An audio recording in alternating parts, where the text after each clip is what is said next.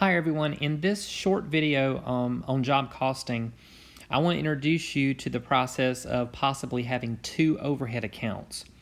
This is not always the case, but there are some textbooks that do teach the two overhead account method, and I wanted you to be aware of it, and that includes the Pearson textbook, if you happen to be using that one.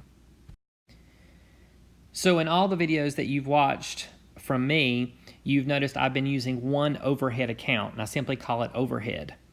Well, some businesses, some textbooks teach it this way, having two T accounts. So basically what they are doing is pulling my one overhead T account apart into two accounts.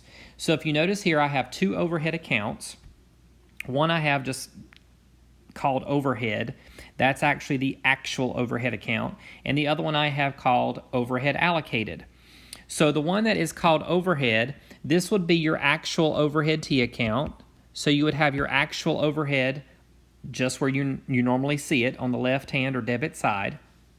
And the overhead allocated T account would house the applied or allocated amount on the credit side or the right side of the T account. So as you notice, it's simply my one overhead T account pulled apart into two. So let's say we have a balance here in our actual overhead account of $100 to make the numbers easy. And we applied only $50.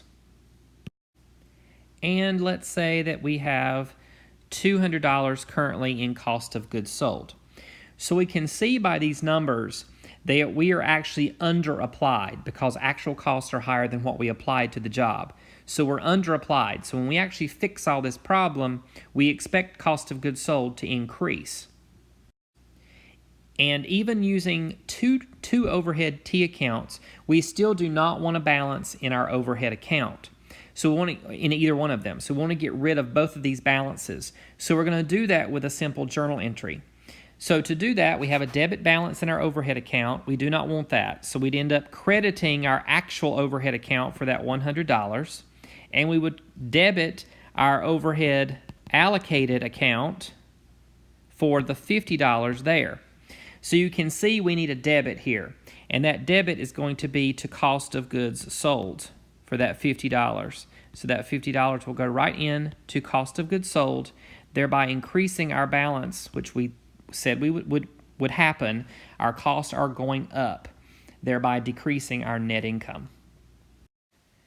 And obviously we would post that information to the overhead T accounts, and we would see we would have zero balances in both of those overhead accounts now.